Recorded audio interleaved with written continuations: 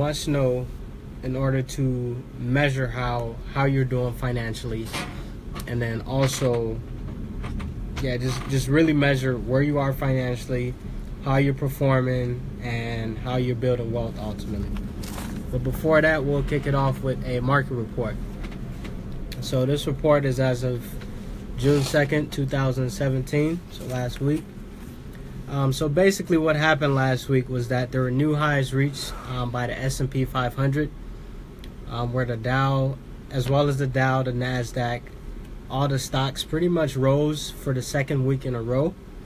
And then you also have the small cap Russell 2000, which had been lagging, but it actually posted weekly gains at 1.67% last week.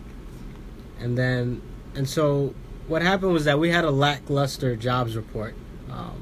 Every month they come out with a jobs report, and for some reason for the month of May it was pretty lackluster. So typically the market goes down a little bit, but this time around it didn't seem to have much of an impact. So the stock market just keeps rising each and every day. And then also long-term bond prices rose last week, as well as the yield on the 10-year treasuries. They actually fell to their lowest level since November of last year. And then you have the price of crude oil, which fell last week from $49.79 a barrel to $47.74. The price of gold went up from $12.70 to $12.81. And then I don't know if anyone has been keeping track, but Bitcoin has been rising to the top. It's been going pretty crazy. So ultimately all of these markets, all the major markets, are doing pretty well so far this year. And just to give you some brief statistics, Dow Jones is up about 7.3% so far this year. NASDAQ is up 17% this year. S&P is up 8.94. Russell 2000 3.56. Global Dow about 10%. So this is honestly the best year that I've seen that the stock market has actually performed ever since I've started keeping track of it about 5 years ago. So to really get into the presentation, the four numbers you absolutely must know in order to establish a secure financial future, or in order to track where you are financially, you absolutely have to know these four numbers. And the first one is really your retirement plan, your contribution rate. So how much ultimately are you contributing to retirement? This doesn't just have to be 401k, 403b, or the usual. This can be IRA, your life insurance, cash value life insurance accounts that grow each and every year. It can be an annuity. It can be Social Security. It can be anything. I actually would exclude Social Security because of the troubles that it's having. But retirement plan contribution rate, just know how much you're contributing to retirement each and every year. Just because if you're not contributing enough, then this can be a problem. So what you want to do is you want to know what percentage of your salary is actually going towards your retirement. So this is more traditional, your 401k. And you need to make sure that, for one, you are contributing to the 401k, and then two, you're taking advantage of the actual match that comes with the 401k plan. And so my recommendation is to contribute at least up to the match. So if your employer matches you 50%, up to 6% of your contributions, then you should probably contribute 6%. As a matter of fact, any excess, let's say you have a retirement goal, and remember, always set goals. You must set goals. That's how you keep track of things. That's how you're able to measure yourself financially. You have to be able to set goals. Once you set these goals, then you can start saying, set a plan of action. How are you going to attack these goals? I want to save 10% for retirement a year. Well, how are you going to do it? Is it going to be through a 401k, a IRA, life insurance, annuity? Is it going to be any of these different things? So you always want to, first thing you want to do is set a plan, and then or set goals, and then set a plan, and then actually execute the plan. And then the last step is to continuously follow up on that plan. And that's going to happen with anything in life, whether it be marriage, whether it be kids, whether it be school, whether it be a business, anything. 4 steps. You set a goal, you set a plan, you execute the plan, and then you follow up on the plan. These are 4 steps that are critical, especially when it comes to your financial future, especially when it comes to saving for retirement. So if you want to save 10% a year, just be sure to set a game plan, set a plan of action on how you're going to achieve that 10% a year.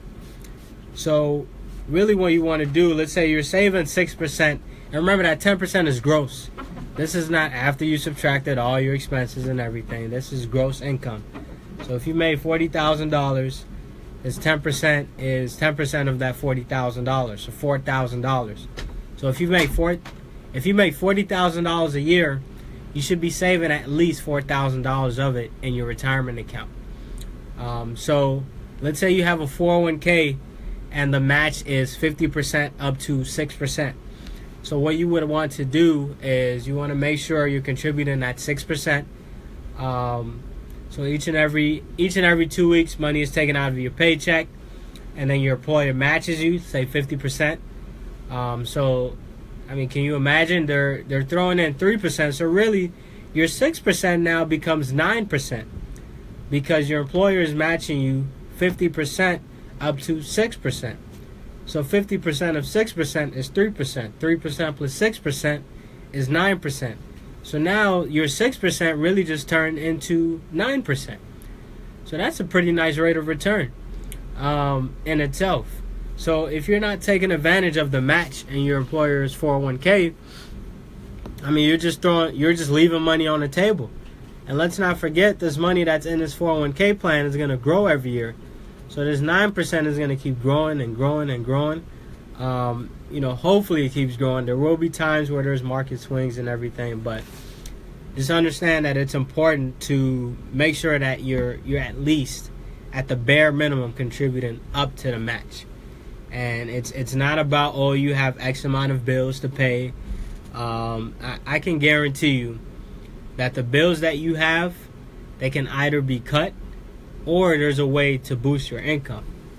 And that's how you build wealth, is that you have to reach that, expand that gap, essentially, is that your income should be as high as possible, and then your expenses not technically as low as possible, but you want to make sure your ultimate disposable income, the in between, is a pretty large amount. And so if you're saying that you're living paycheck to paycheck, you can't make ends meet, then it's pretty clear that you either have to find another source of income. One of the worst mistakes you can make in life is relying on one source of income. And so what you want to do is make sure you have multiple streams, and then really analyze your budget. Make sure that you're not unnecessarily spending in certain areas. One big area that people fail to realize that they're spending so much on is taxes. And this is where I really come in. I can preach all day about it, but just know that 30 to 40% of a person's income gone just from taxes alone. So now you're left with 60 to 70%. And so so if you think about it, why are people living paycheck to paycheck? Because for one, the government is getting a decent chunk of your paycheck, and then 2, you might be unnecessarily spending in certain areas. So one way to figure this out is to develop a budget. Remember, a house without a foundation will eventually collapse. So your budget is your foundation. You must have a foundation. You must have a budget in order to avoid that whole I'm living paycheck to paycheck, I can't make ends meet type life. So remember, the first thing you want to do is, as soon as you get that job, set up your 401k plan and make sure you're contributing up to the maximum match. Now, let's say you don't think you're contributing enough. Maybe you're short that let's say you're at 6%, but you really want to be at 10%. Me personally, I save about 20%. So I would be short about 14%. So where do I go to make that up? Well, I have an IRA, individual retirement account. I have an annuity. I have life insurance, cash value life insurance. That's also part of retirement. I even throw my health savings account in there. And just a bunch of these different accounts. There's so many of them out there. But let's say you're only at 6% and you need to be at 10%. Where your other 4% can come from an IRA, preferably a Roth IRA. And so now this IRA is making up the remainder of that 10%. And so now, let's say your 6% is from your 401k, your job, your traditional, and then your other 4% is coming directly from the IRA. Now, my biggest advice is to make sure you're maximizing your IRA contributions each and every year. This should be one of the first things that you should do before you even pay any bills. You know, people say, oh, I have this amount of bills, I have this bill, that bill. Well, when money is in your hands, you're bound to spend it. So if you're saving it first before anything, then, or if you're putting it into a retirement account, you're not as easily convinced to take the money out.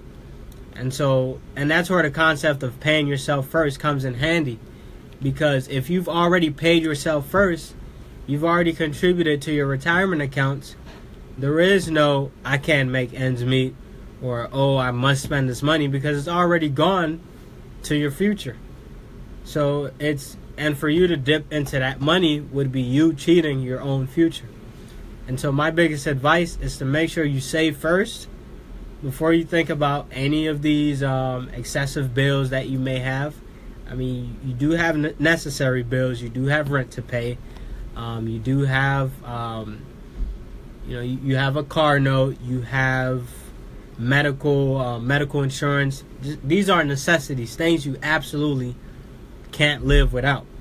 And so once you save your money, once you've hit your 10% retirement goal, and the reason why I say 10% is because that's the ideal, or that's the target amount. That's how much you should be saving for retirement. And like I said, I go about 20%. Most people either save way too little, or they just don't save enough. And here comes the problem. They see a big bill come up, and they look at their retirement account statement. They say, oh, I have a lot of money in here. Why not dip into it? Well, I hope and pray that there's no penalty attached to it. You're more than likely going to pay taxes on it.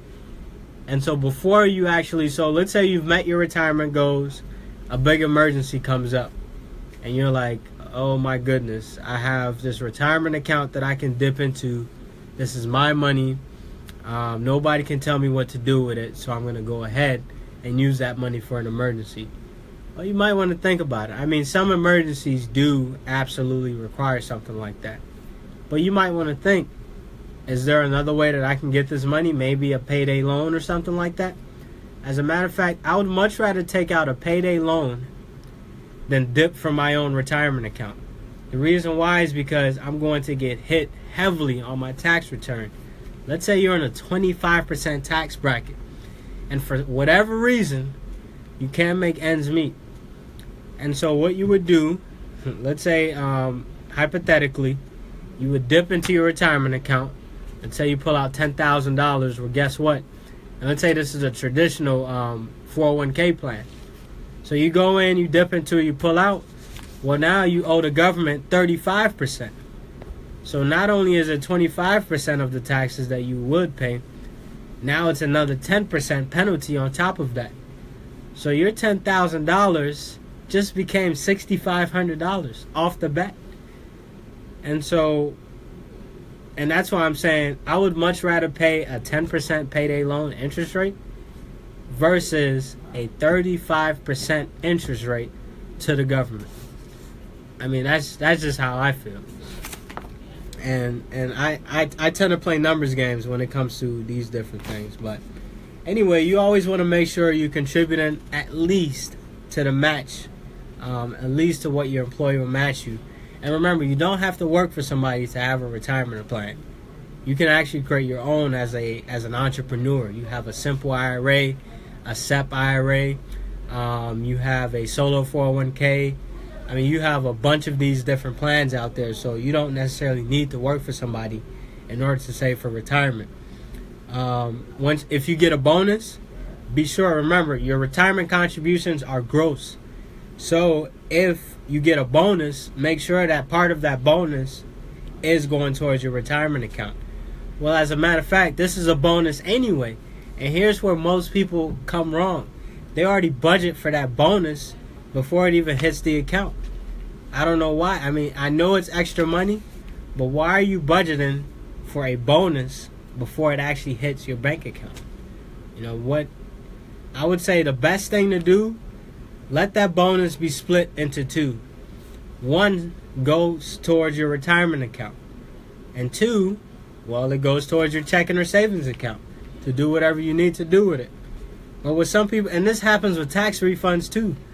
I mean, people say, oh, I'm not making ends meet or something like this. They get this big tax refund at the end of the year. And then guess what? The next day it's gone. You know, maybe they went on vacation, which is quote-unquote emergency. Maybe they went on, maybe something happened. It's always funny. Things always come up anytime you get a lot of money or anytime you get a lump sum of money. Have you ever realized that? Anytime you get a big chunk of money, something absolutely has to come up. I always wondered why that is. Well, guess what? If you would have thrown this money into a retirement account to begin with, knowing that if you dip into it, you now owe the government 35%, I wouldn't even touch that money. So whatever that emergency is, well, I have to look elsewhere now. But I know at the same time my money is financially secured now. So these are little tips and tricks. Make sure you're saving first, or make sure you're investing first into your future before you're doing anything else. And then also, or anytime your pay increases, anytime you have a raise or anything like that, just be sure to adjust your contribution rate as well. And then the next thing you absolutely must know, and I mean, I can't stress this one enough, is your credit score. You absolutely have to know your credit score. I mean, this is America, the land of the free and the home of the opportunity. So without a good credit score, it's really tough to get a good opportunity. You know, because you can, let's say you're using an OPM strategy where you're borrowing money to make more money, which is something what I do a lot.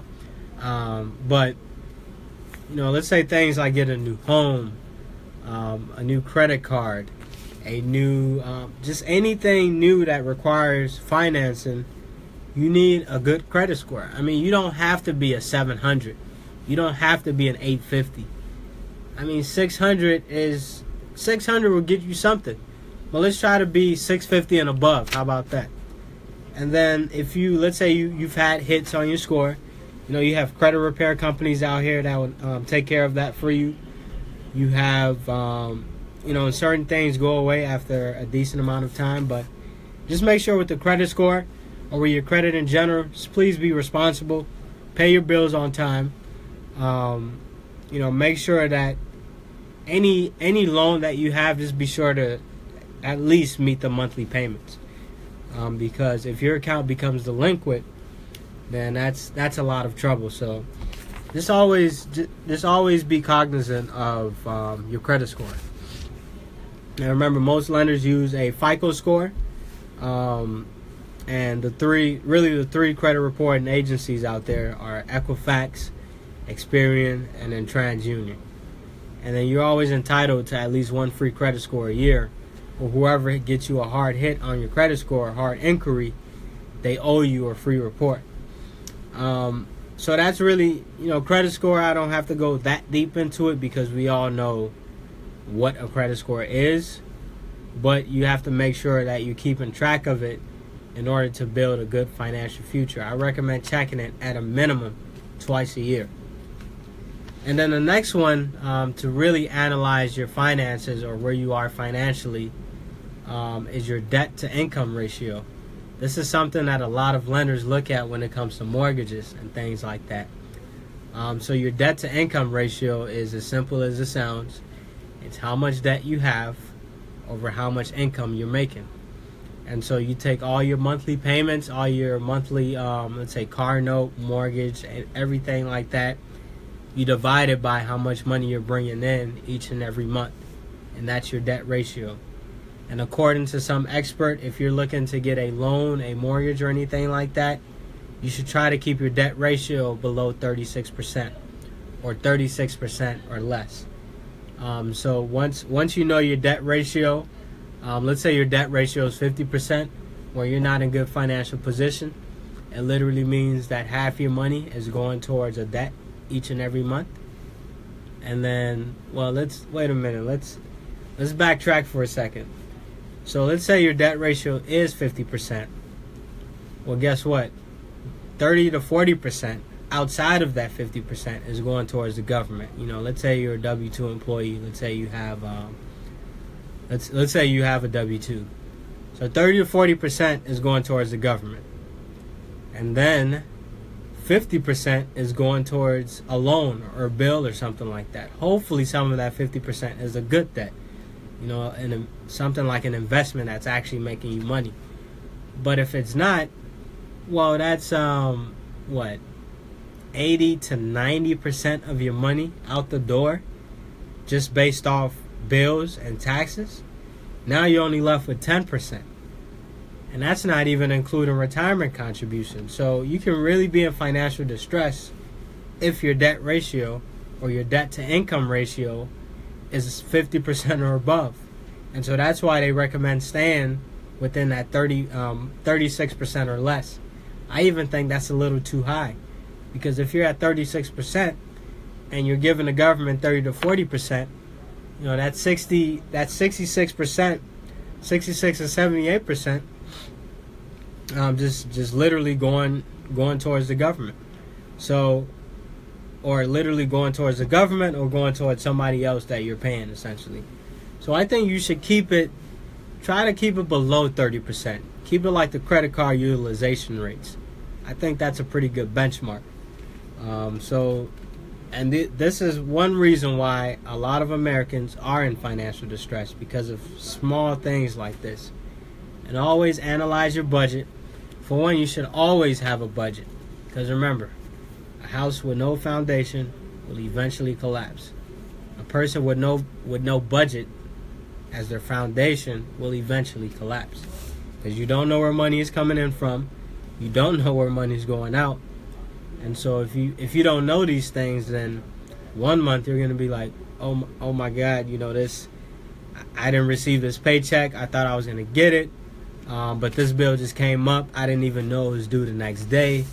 So now you become delinquent on your payments. Now they put a delinquency on your credit score. Now you can't get that home.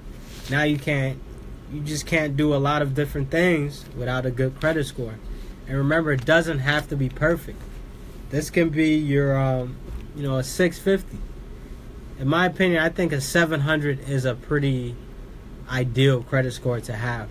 But if you have a 650, 640, I don't think that's bad. That would still get you some pretty solid loans, So I would say you, with the credit score, you absolutely have to know what it is.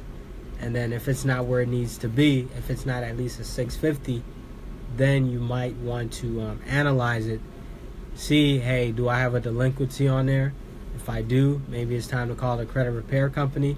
Do I have too many inquiries on there?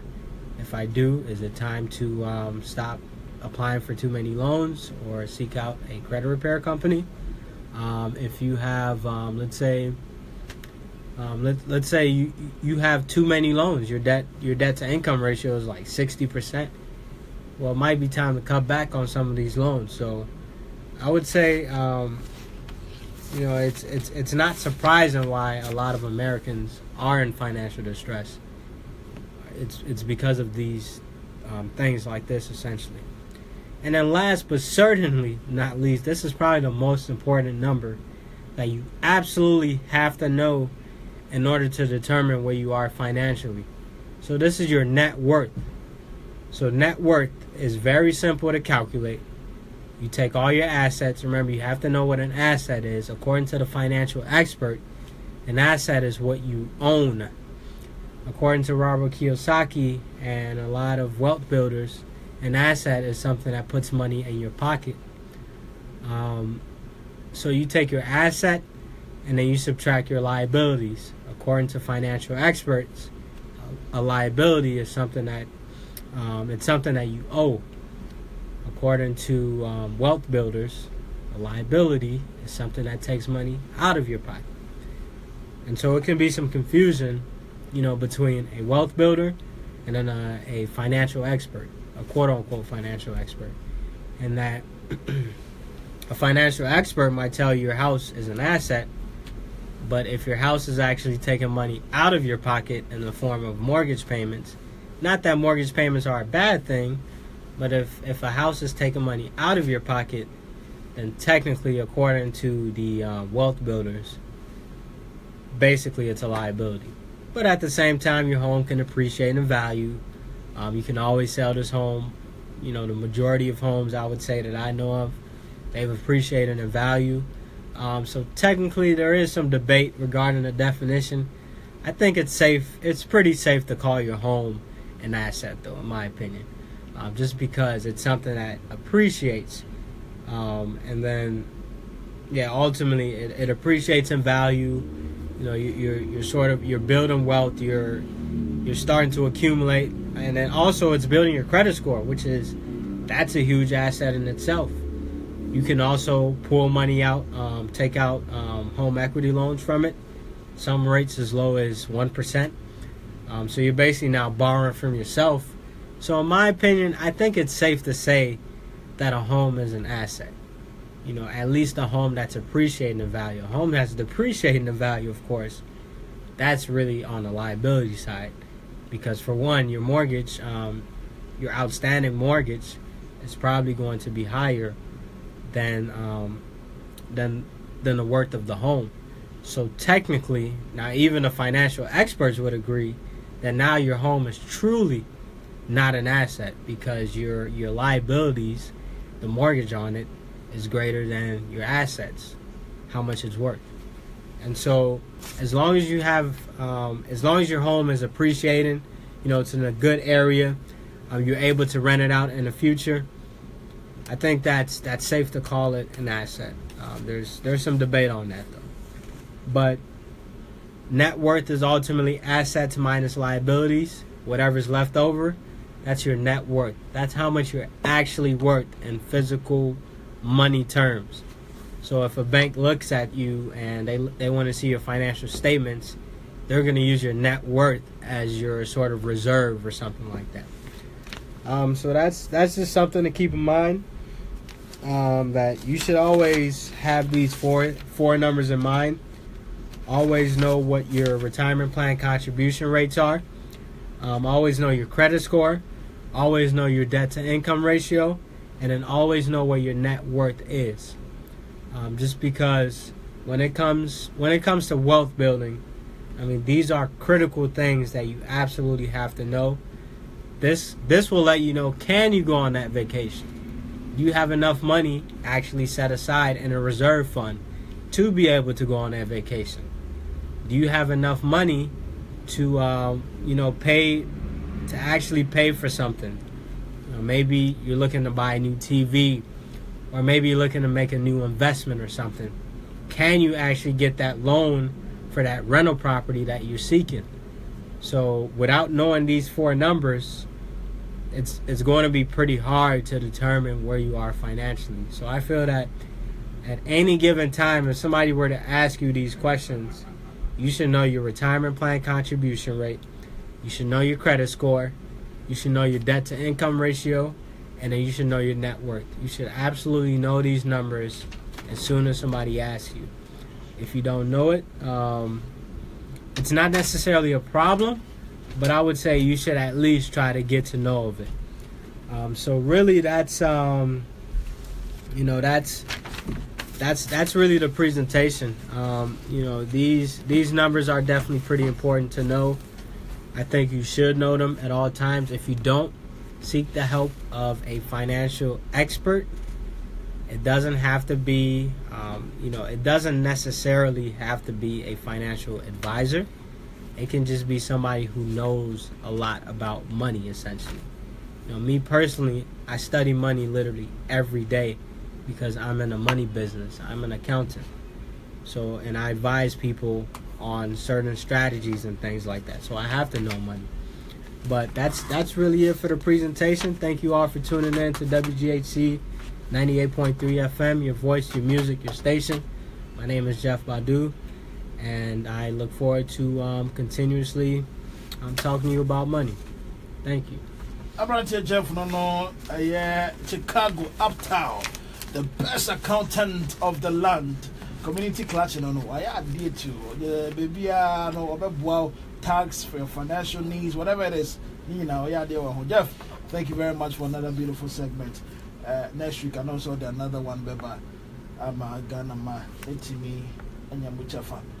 Other for Sedamidi Kakachra, no, I'm a Ghana, I say, well, 2 on Safre, Abrochre for, what you see dying, what you see mansions. Businesses, Koso, would be ba. Ghana economy, Sabroche for Muyimun se free man. Na Western Union, ne Vigo, ne MoneyGram, ne container, mo ye de ko Ghana cars, a motor to de ko Ghana. I won't say accident cars, so bend day, I train money ye. Ne amoye na kaho and ama Ghana to me, economy. When I say Jina, economically, baby a Jina. Ne senti no man penny or tissue to ne South African for you. I said, Mumra few, more so on this one. I'm Mukomu Yebu, Mumra.